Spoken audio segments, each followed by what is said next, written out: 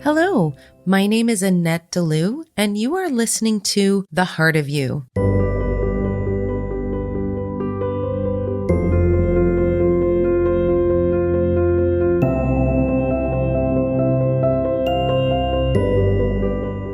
Hello, everyone. Welcome back. So today we are going to be discussing EFT tapping. And I have with me Simona DeSanto. She is a psychotherapist in personal-centered approach, certified EFT practitioner, NLP practitioner, sophrologist, and coach, as well as she speaks English, Italian, and French fluently. She's amazing. Simona, I want to welcome you to the show. Thank you so much. Hi, thank you so much for all your kind words. And thank you for having me here. Thanks for being here. So, EFT tapping, this is a really interesting subject because I know a little bit about it, but I've never quite practiced it myself. So, I'm kind of a newbie to this as well. So, why don't you go ahead and just dive into telling us what exactly is EFT tapping? Perfect. So, EFT, that very often is called tapping, is emotional freedom technique. This technique works on the meridian and at the same time on some psychological, let's say, problems you might have. So we do the two things at the same time. So in some way, we put together what is the Western idea with the Eastern idea. So we work on what are the energetic channel and at the same time on what are the psychological blocks or the emotional blocks, I would prefer to say. Okay. And it's a very easy technique to learn, to do by yourself also, and has been created from an engineer. I think it's one of the few techniques that has been created from someone that it was not with a career, the typical career of a psychotherapist or psychiatrist or whatever. And it's funny because myself, I'm an engineer, and when I learned the technique, I didn't know that the founder, Gary Craig, was an engineer too. So when I discovered, I was like, yes, everything has a sense. Yeah, absolutely. Yeah. So can you explain what are meridians for people who might not know what those are? Okay, so for the Eastern medicine, let's say our bodies are crossed from channel of energies. And when we have some, let's call it physical pain or emotional pain, it means that there is some block in one or more of those channels. And so normally what they do is to work on those channels. And while, for example, for us on the Western side, we tend to work directly on the pain in the body, or if it's emotional pain, to go to search, maybe in an analytic way, the why and how and all these kind of things. So from more, let's say, a mental point of view, if you could say. So with EFT, we put the two different point of view together and we work at the same time, both sides. And this is the magic of this technique. And it's so simple that very often I have clients that just look at me and say, but yeah, but it's not possible that it's working if it's so simple.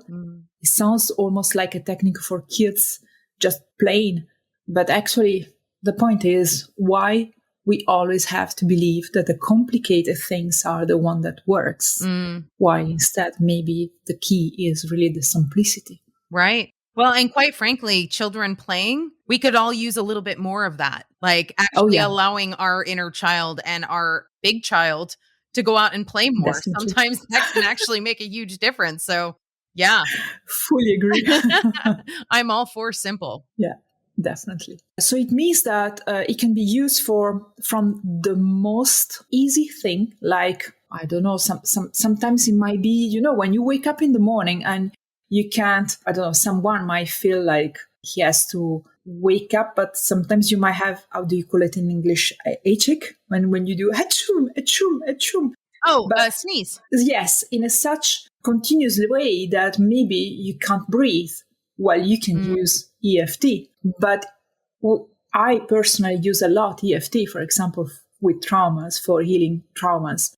So the range of possibilities It's amazing with EFT Mm. because it really allows you to work to different levels without putting the fingers directly in the wound. So, for example, it means also that if a person that went through to something particularly heavy, let's call it trauma with a big T, the pain is already to discuss with a therapist of what happened. And instead in EFT, we do not need to go through the details. The person, for example, can just choose specific words that for them it means that they are talking with me about what they went through, and then we use EFT to go through that without that the person go to live again fully the situation, and therefore in some way is like healing the wounds without, as I was saying before, going to with a finger inside when it's really painful. Yeah.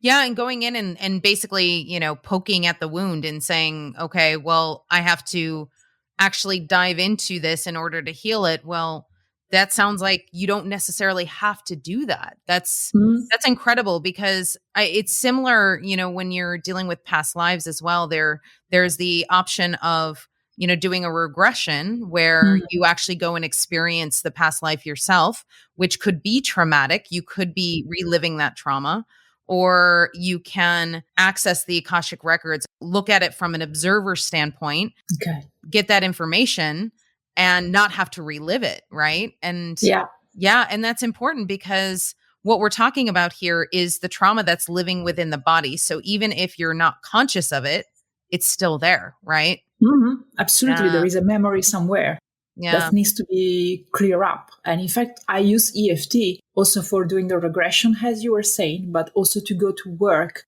through what it could be some generational trauma. Right. And then for those that are even more open mind to what are parallel lives, maybe. Yeah. But there I also mix some NLP and some other stuff. But EFT can be used really for going through really different levels, depending on how much we are open and how much we want to go far. Yeah.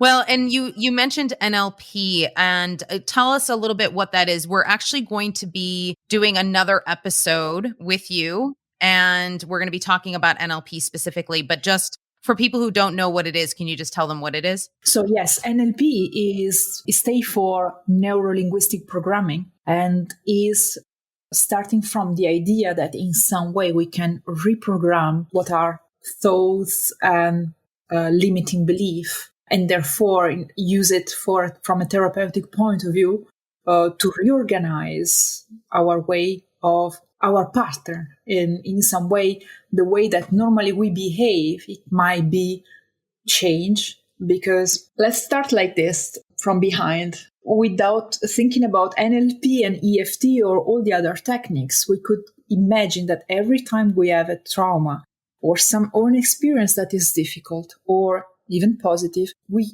create beliefs and thoughts and ideas around how things should then run in the present and the future. So in some way, we start to organize our mind, let's say in a certain way, like exactly you might consider to do it in your kitchen, where you organize the dishes in a place, blah, blah, blah, blah. What we can do, for example, with NLP is, let's say, to redesign how you organize your kitchen. So in this case, are you really sure you would like to have the dishes there? Because maybe the dishes would be better in another place that are nearest, right? I don't know, to the area where you are cooking, because maybe every time you take the dishes on the other side of the kitchen, you hit the table and you have pain somewhere.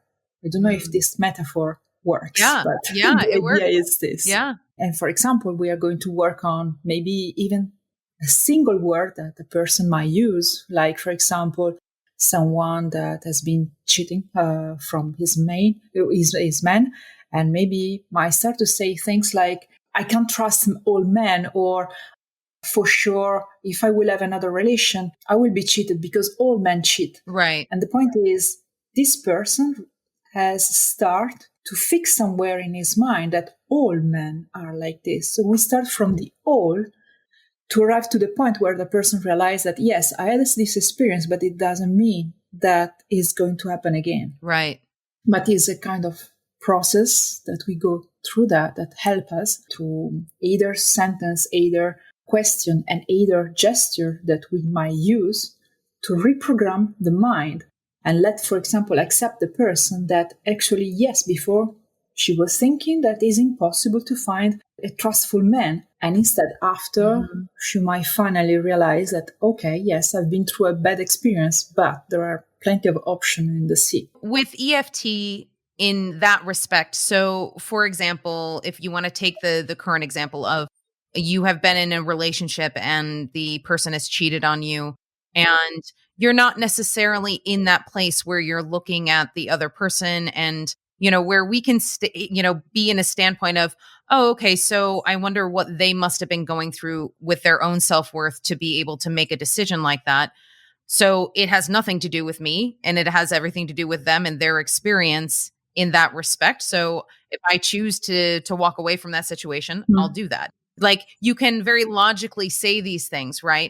But when you know this and when the trauma is still within your body, there's a disconnect there, Yes. right? So, and that's where EFT comes in to be able to sort of dislodge that sort of deep embedded belief that, let's say, all men cheat, right? That's within your body, correct? Mm-hmm. Okay. Yeah, definitely. And we can go just there and just start from already ask to the person, okay, how do you feel with respect to the fact of this person that has cheating you? And maybe she could start saying, I don't know, I feel betrayed. I feel sad. I feel very often I feel really anger. Yeah. Okay, let's start from the anger, from 1 to 10, how much you are with this anger.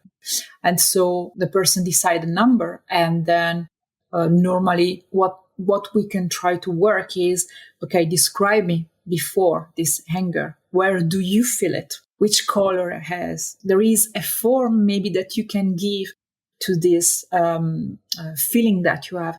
The idea is to, at least what I really like, is to bring the person to describe me what is feeling. First, because a person that doesn't feel good normally is, let's say, on the top of the building, in the sense that in the mind. So in some way to feel less, the tendency is to think a lot and do not longer feel. Right. So the idea is, while the person is describing me already what he feels, they have to go inside the body and start to dig there to try to explain me what they really feel. And what I normally ask is, imagine you are a kid and imagine that I am a kid. If we were a kid, what would you use for explaining me what you are really feeling? I'm a kid of 3 years old. I have no idea what does it mean that you have anger. I have no idea. Please explain me. And there is when the person starts to use his creativity, and he might say something like, I don't know, I feel that I have a big hole all red, or I don't know. People can choose really the most strange things. And we start from there and we start to tap in, okay, even if I feel that I have this big red hole, I accept how I feel. And we start a circuit and we see how much at the end of this circuit the person feel less of that emotion. And then we are going to ask, is it still this emotion? Is it still the same color, the same form? Is it still in the same place of your body? Or do you have some tension different that before they were not there? And so it starts a journey inside the mind and the body that brings the person to get in contact and transform and transform what they really feel. And normally at the end of a session, the person is quite free from let's say, the most basic blocks about a specific situation. Then of course it's like onions. There are thousands of layers depending on how much the trauma was, a big T or a small T. And we can work like this also through the limiting belief. That could be limiting belief around money, or limiting belief about, I don't know, someone that tomorrow have an interview for a job and might feel like you really would like that job, but there will be for sure thousands of other people that have a best experience or have a really great curriculum or will be able to speak better than them. Very often for us expatriate, imagine to speak in another language. It might be already a point where yeah, but they were not going to take me because I'm not fully fluent. This kind of limiting belief that in some way, if they are still there, they might sabotaging you during an interview. And actually, if you can work around them, normally they no longer create problems. That's a really good example because especially with all of the people who are listening out there who are living in France, who are from abroad, who are from other places, myself included, I sometimes even when I just go to speak French, I clam up and I can't speak because I'm like, oh, I'm just all the wrong words are going to come out, so I'm just not going to say anything. So I'm just going to sit here and not say anything. and it's It's true. silly because once I start speaking, even if it's not perfect, even if I sound like a 6-year-old, it's fine Mm. because I'm getting my point across. I am actually communicating, and the more you do it, the better you are at it, and that kind of thing. So it is that element of having that limiting belief Yeah. within myself of, well, I don't want to do this because it's all going to come out wrong and it needs to be perfect before it comes out of my mouth, and that's completely untrue, right? Yeah, exactly. Are all those thoughts that we create in ourselves that actually are just based on fears of not being good enough, Yeah. or Yeah. things that we might have heard in our childhood, or from the culture itself, the school itself that we went through. There are so many little things that might have influenced our way of living the daily life. Right. Yeah. Well, and the one Yeah. thing that I wanted to mention too, and you had talked about some of these questions that you're asking your clients in the sessions. So if they're going through the tapping process and they are basically working on one particular issue, you as a practitioner, you are able to ask the right questions, see where they are, interpret where they are, and see where to go next. And it's more of a like a co-creation and a guidance between the two of you to get to the bottom of whatever big T trauma or little T trauma it is, right? Definitely. I wanted to mention that simply because, at the end of this episode, we are going to go through what exactly tapping is, how you do it. So everybody out there listening right now will be able to do it at the end of this podcast episode. But there is a difference between doing it yourself, and of course you can, but also doing it with a practitioner, you can go deeper. You can go to places that you wouldn't necessarily go to on your own because you wouldn't have that sort of outside perspective to be able to see where you need to go next, correct? Yeah, there is the difference between the fact that you can do it alone, and this is absolutely great about this technique, and the fact of do it also with a therapist is really that when you are doing it alone, what is safe is that alone on yourself. After I'm going to explain a few things. If you do it alone on yourself, your subconscious, because anyway, what it works behind all is the subconscious. So your subconscious will be your firewall Mm. respect to what is your pain. So you are going to arrive to a certain level depending on what you are working on several subjects.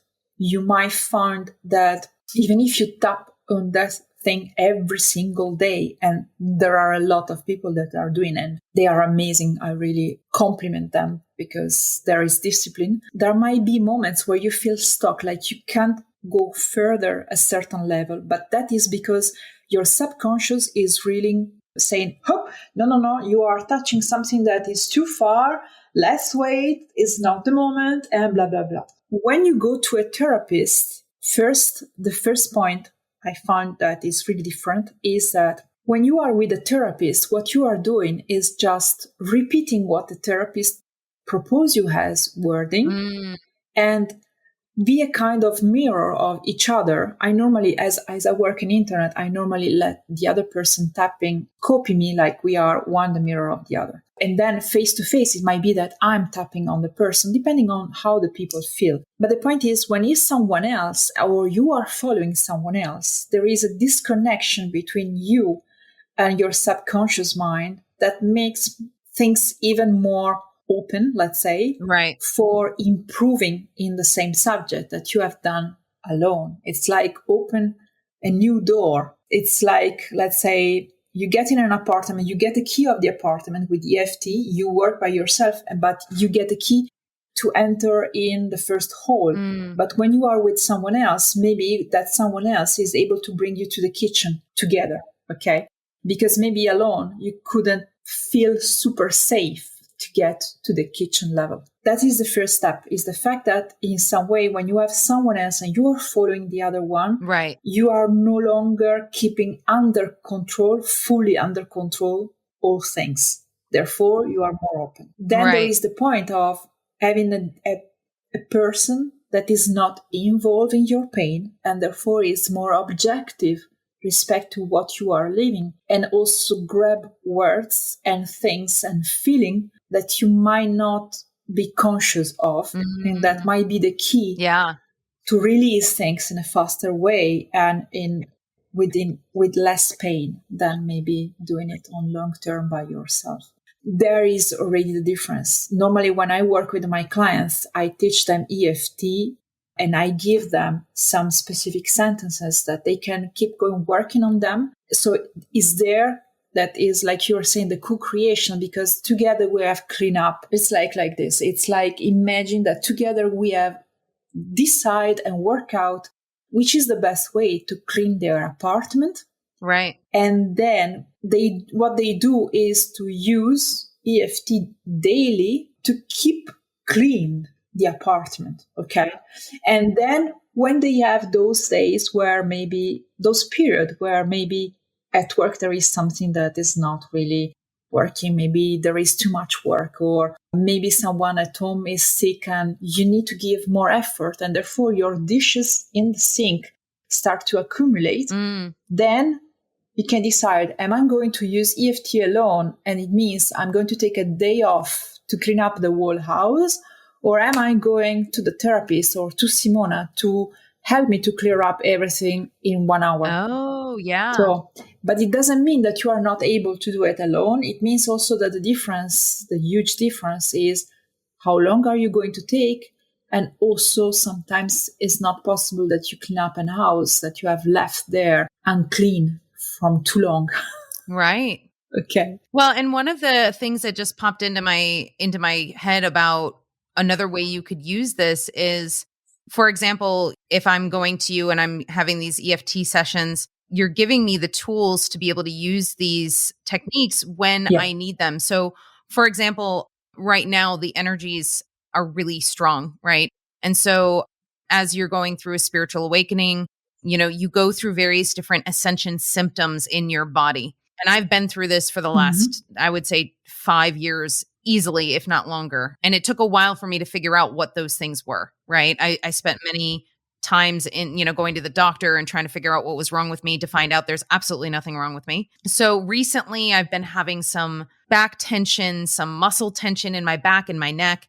And I was like, I know it's energetic and I don't know where it's coming from, but it's uncomfortable. So like if I had these techniques and I feel that type of symptom come on, I would be able to use EFT to be able to sort of calm the nervous system down and be able to sort of deal with those ascension symptoms, I should say, on a much less strong basis, right? Absolutely. Yeah.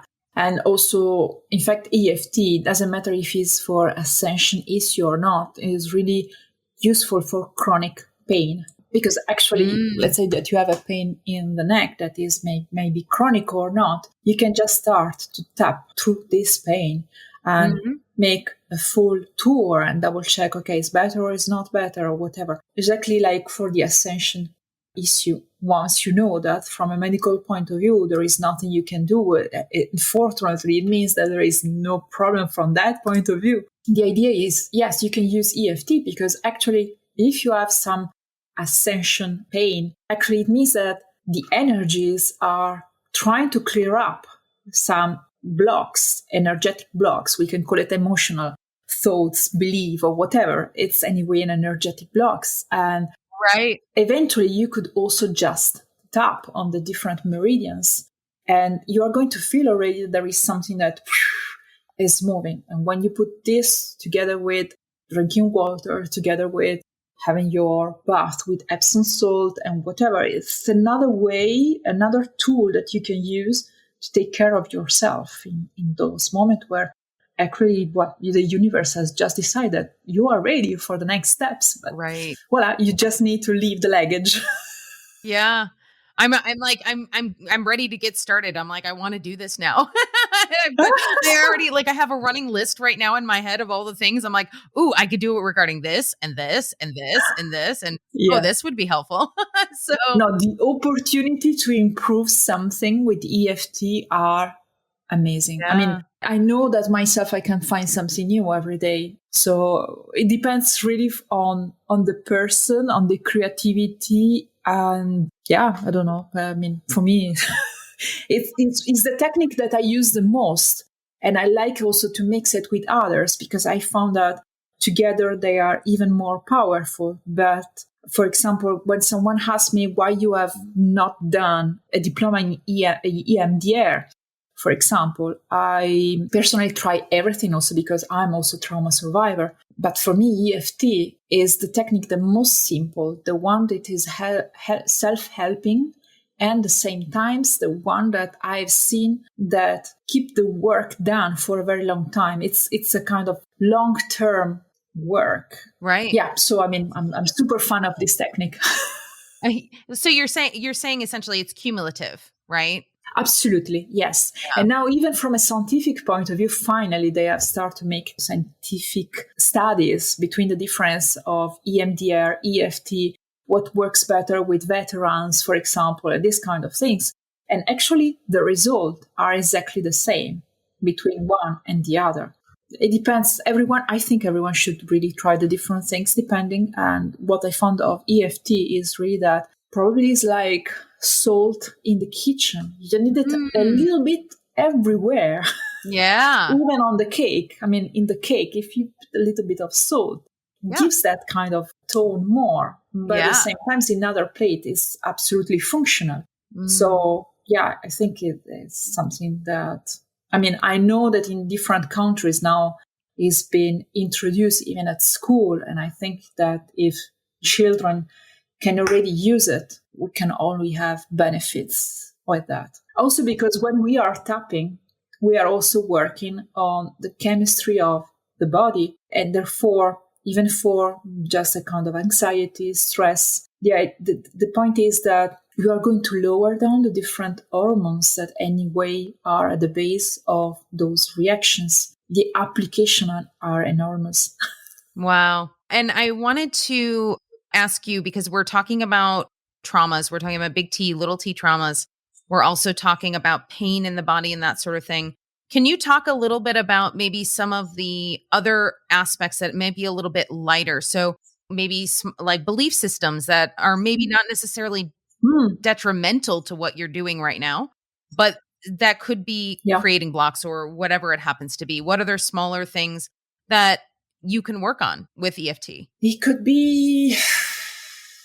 Let's talk, for example, about the money. Mm. The fact that for many people, the idea is that if, let's say, millionaires, they are crap people, Oh, right. or that, and maybe many people might not realize that that is the behind thoughts, but it might be used for cleaning up what are your fears around becoming abundant, or what are your fears around failing, for example. Mm. And therefore, there, just work around which is my relation with money. Is money something that has been like in the family seen like kind of diabolic? People that have money are never nice, people that are greed, blah, blah, blah. So going to work about this kind of thoughts that we might have here and integrate it, for example. Or it might be one of those that I hear thousands of times is about you need to work hard to gain money. Okay. Right. But the point is, are we really sure that this is true? Mhm. And how many times you feel that you have not worked enough to deserve that amount of money? Mm. So automatically you are not going to get that Yeah. money if actually you consider that you have to broke yourself completely from a physical point of view, a mental point of view, and blah, blah. You are feeling so guilty that you cannot actually be open to receive those money. So The idea would be to work on those thoughts that we realize that we have constantly in our mind. So the chat that we have inside, if we could be already aware of what's going on, like, let's say that you have seen a course that you want to buy. Let's say that is 200 and you think, no, I can't buy it because it's too much for my budget. Okay. So already working on that, because actually the idea of when you say that, for sure, there is another sentence that you are saying behind. Yes, because I've not done enough for getting this month, or no, because anyway, I need to have already gained, I don't know, 1,000 euro before dollars or whatever before to feel that I can really buy that. And just work those sentences that are coming inside you. Or it might be also an incredible sentence that many people have. No, I'm too stupid for that course. I will not be able to do that course. So work on that one. Okay, even if I feel that right now I'm not intelligent enough, clever enough to be able to go through that course, I accept how I feel. And then you keep going to do this little more and see if during the days things change, for example. And you might suddenly find a way to get those $200 to buy that course, for example. Yeah. And it's amazing because it sounds like even though these are sort of small, somewhat seemingly benign belief systems or statements that we hear in society all the time, when you're able to clear those, the impact they could have is actually significant within your life. Yeah, definitely. In fact, when I speak about small trauma with a small t and big trauma, is because, for example, if you consider that almost every one of us at school have heard a teacher saying, yeah, but no, that is not good. What are you doing? Or no, you can't do that. Now you come here in front of everybody and you start to repeat this. And depending on who you are and depending on your sensitivity and sensibility, you might leave that as a trauma, even if we can call it like a T trauma, a small T trauma. Mm-hmm. But it means that probably that sentence, no, but you are not good in writing, or no, you are not good in math, or you are not that sentence will be with you for the rest of your life, stopping you from doing fantastic things because it has been recorded there and needs to be cleared up somewhere. You're so right. And it's so funny that you mentioned writing. And I love having these conversations with everybody who's so intuitive because, like, you pulled it right out, because that was something that I was told when I was in school was that I was a crap writer. And I basically took that and I was like, cool, that's my luggage. And I took it with me for the rest of my life. So now I'm like, I'm a crap writer. I'm not good at writing. And I would say it all the time to like I'm really good at all these other things, but writing, it's not my forte. It's not what I do. Yeah. How true is that? Well, it's probably not true at all, but I took that on because of whatever person told me that, however many times, and that was it. And I never questioned it again. So that's really interesting. Yeah. So from this evening, work around your writing. Even if someone once told me that I was not good enough in writing. Yeah. I accept how I felt until now. I accept how I feel. I accept that that person was thinking in that way, but that maybe is not true. Right. You open doors inside your brain to rebuild different beliefs. Beautiful. Let's go into the statements. So before we go into the actual tapping, I'm noticing that you're saying these statements as you start to tap. So what are the statements that you say? Normally you start a statement with even though what there is. Do you have some pain somewhere in your body right now? I've been experiencing the back pain because of the ascension symptoms. Yeah. Okay. Even though I have my back pain that is hurting right now, you might say something positive like, I accept how I feel, or I completely and deeply love and accept myself, or I completely accept myself. Depends which are the positive wording that you feel are good for you. Because I'm saying this because normally, let's say the classical sentence that you can hear and read everywhere is, even though than what you have, I fully, completely love and accept myself. But depending on which is your culture, your education, your country, and whatever, already the word love might be too much. Mm. And might just put the person in a kind of, oh my God, no, that is not possible. I can't love myself. Mm-hmm. So already with accept how I feel, it might be already a really good step. So it's always putting out something, the problem, and put together something that is positive. For example, I'm going to be fully transparent and open here. So, during the pandemic, I gained a few kilos, several kilos in regards to, just not being as active and things like that. And, having to struggle with my weight has been something that has been an ongoing for my whole life. And right now I'm feeling kind of crappy about it. And I really want to work on it. So I'm exercising more. I'm doing all of these things, but I'm trying to do it in a mindful way that is accepting exactly where I am right now, but then listening to my body and what my body needs, even if it isn't going to the gym every day, or even if it isn't working out every day, listening to my body and saying, okay, maybe my body wants to do yoga today instead of doing strength training, or trying to consciously do that. So this is a process that I'm going through. And if I were to go through the EFT on that aspect, and I were to say that even though I've gained this extra weight during the pandemic, I still love and accept myself. If I say I still love and accept myself, if it's not entirely true at this moment, do you still say that? Because it's not Okay, really true at the moment, because I'm like, I see.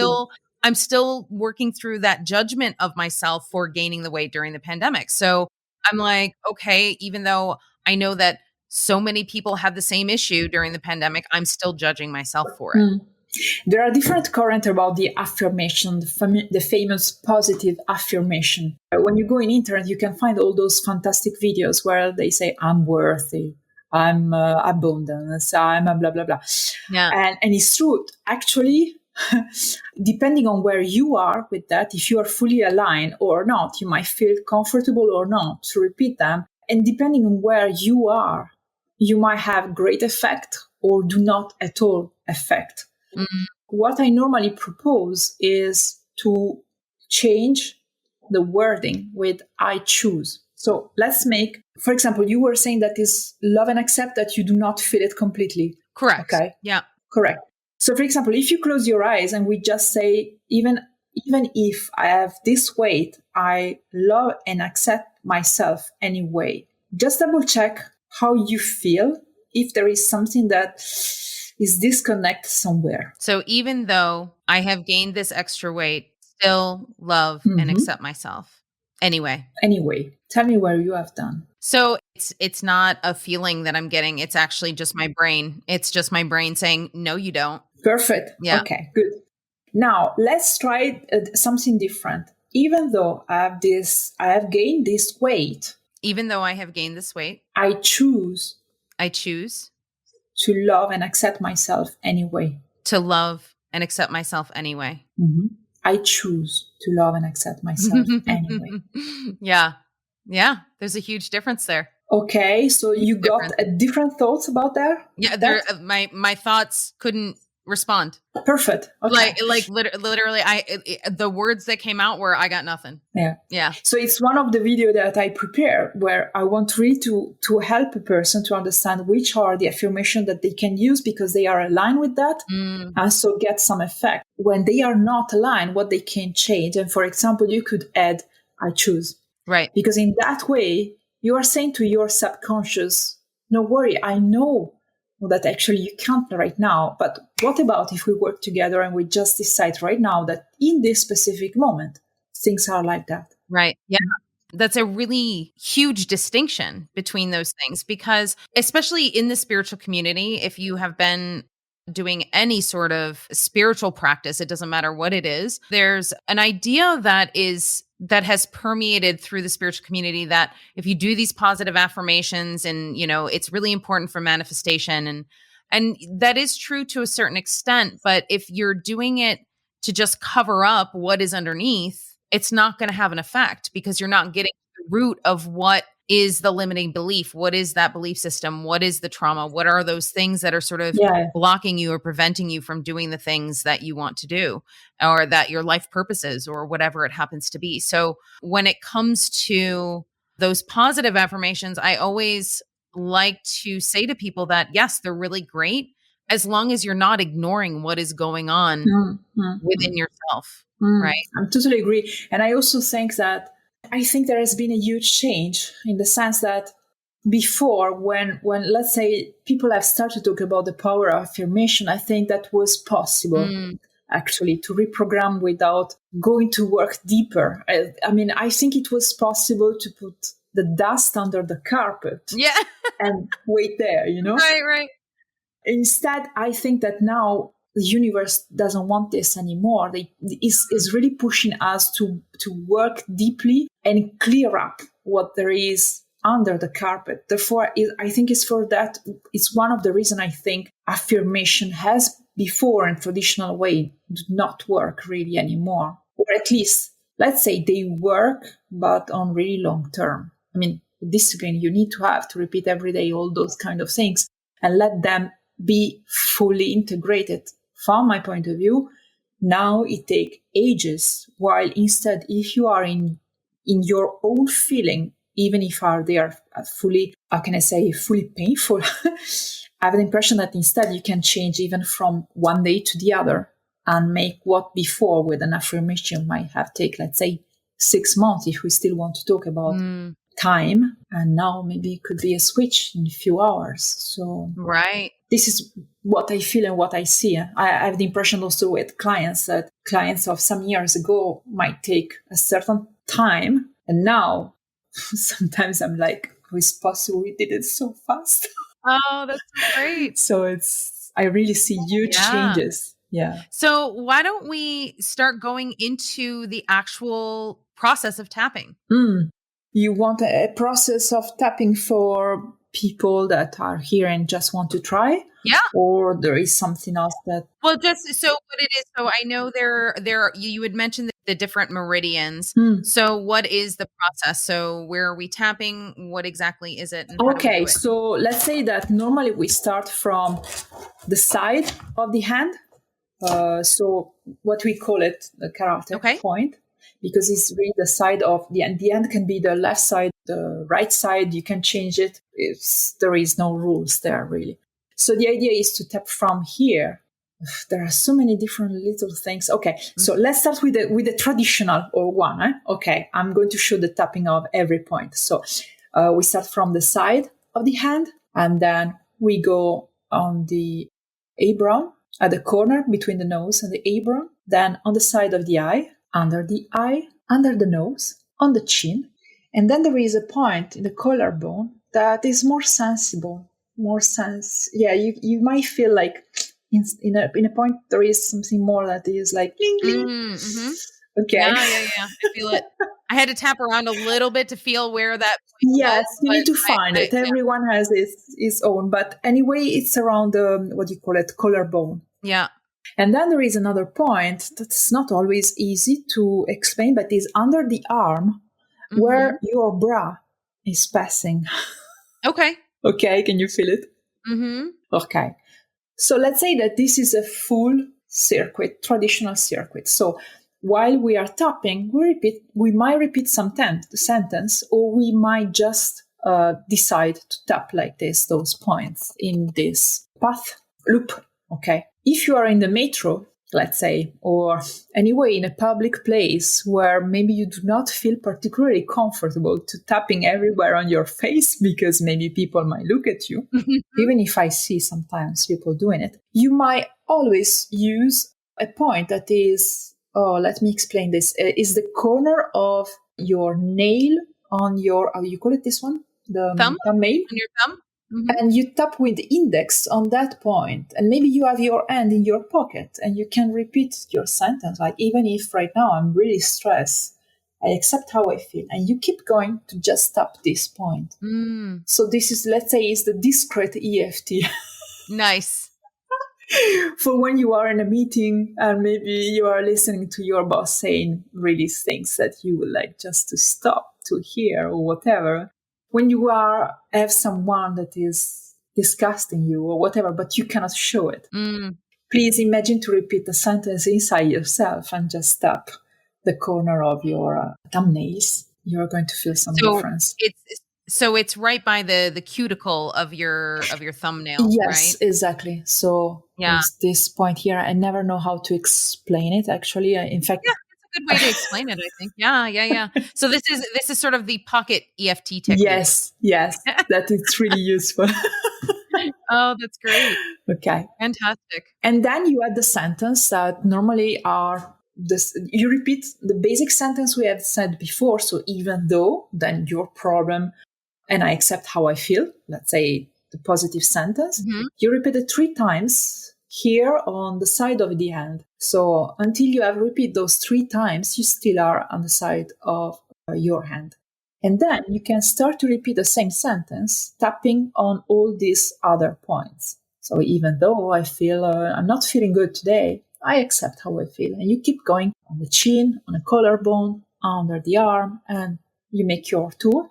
Okay. The best thing is to ask yourself before starting where you are with that problem from 0 to 10 and double check at the end of a loop where you are so that you know where you have to go. But also double check at the end of the loop if you're still thinking about that problem or if there is something else you are thinking right now, and then follow that something else. Oh, I see. So like you're following the thread. Okay. The thread, Follow the flow. Okay, interesting. Yeah. When you follow the flow, is your subconscious that is guiding you on which are the real point to work. Wow. And I think it's fantastic because it brings you to be really in the present moment. Right. Wow. Oh, I can't wait to get started on this.